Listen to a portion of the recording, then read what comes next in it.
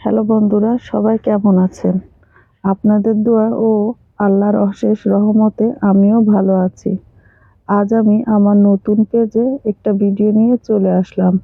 শীতের সকালে সবজি খিচুড়ি বা পাতলা খিচুড়ি কার না ভালো লাগে, তাই সবজি খিচুড়ি রান্নার রেসিপি নিয়ে আসলাম। এখানে আমি ডাল, চাল, গাজর, আলু, পেঁয়াজের কালি, সিম, ফুলকপি কেটে নিয়েছি।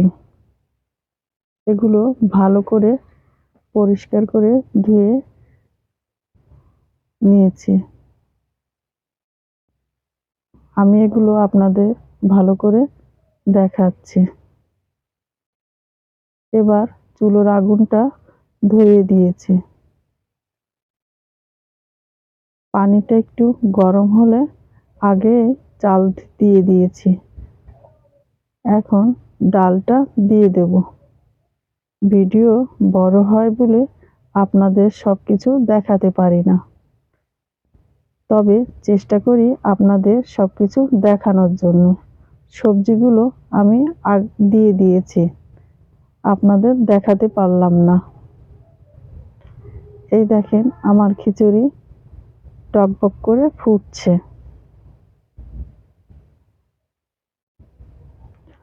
জানি না কে কেমন ভাবে খিচুড়ি রান্না করেন, তবে সবজি খিচুড়ি আমি এভাবেই রান্না করি। কি সুন্দর কালার এসেছে। এখন এখানে তাজা ধনেপাতা কুচি দিয়ে দেব। ধনেপাতাগুলো কুচি করে দিয়ে দিচ্ছি।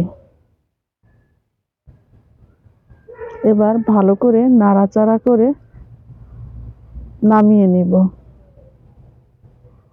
নামিয়ে নিয়ে একটা কড়াইতে তেল দিয়ে পেঁয়াজ কুচি আর কিছু গরম মশলা দিয়ে লাল লাল করে ভেজে নিচ্ছি। এই যে পেঁয়াজ কুচি আর গরম মশলাটা ভালো করে লাল লাল করে একটু ভেজে নিচ্ছি ও তার সাথে শুকনো মরিচও দিয়ে দিচ্ছি। এই ফোড়নটা খিচুড়ির মধ্যে দিলে খিচুড়ির স্বাদ দ্বিগুণ হয়।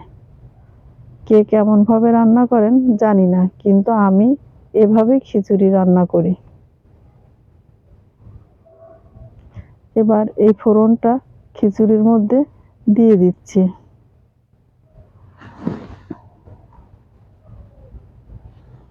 শীতের সকালে খিচুড়ি, ভর্তা বা ডিম ভাজি দিয়ে অনেক ভালো লাগে, কিন্তু আজ আমাদের ঘরে ডিম নেই। এই দেখেন আমার ছোট বাবুটা খিচুড়ি খাওয়ার জন্য প্লেট নিয়ে হাজির। তাই আমি মনে করতেছি আজকে আমরা ভর্তা দিয়ে খিচুড়ি খাবো। ভর্তার জন্য আমি পেঁয়াজ কুচি, ধনেপাতা কুচি আর শুকনো মরিচ ভেজে নিয়েছি। এই যে পেঁয়াজ কুচি, শুকনো মরিচ আর ধনেপাতা কুচি আমি মেখে নিচ্ছি। তবে এই ভর্তার সাথে আমি আরো একটা জিনিস দেব, হয়তো কেউ কোনোদিন খাননি, একবার একটু বানিয়ে খাবেন। এখানে আমি জলপাই দিয়ে দিলাম।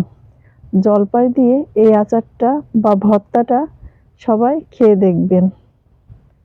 জলপাইগুলো ভালো করে মিনিশ করে মেখে নিতে হবে। আমি ভালো করে মেখে নিলাম। আলহামদুলিল্লাহ, আমার ভর্তা রেডি।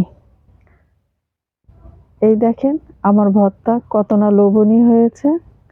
যদি কোনো ভুল করে থাকি মাফ করে দিবেন আর আমার পাশে থাকবেন। আল্লাহ হাফেজ।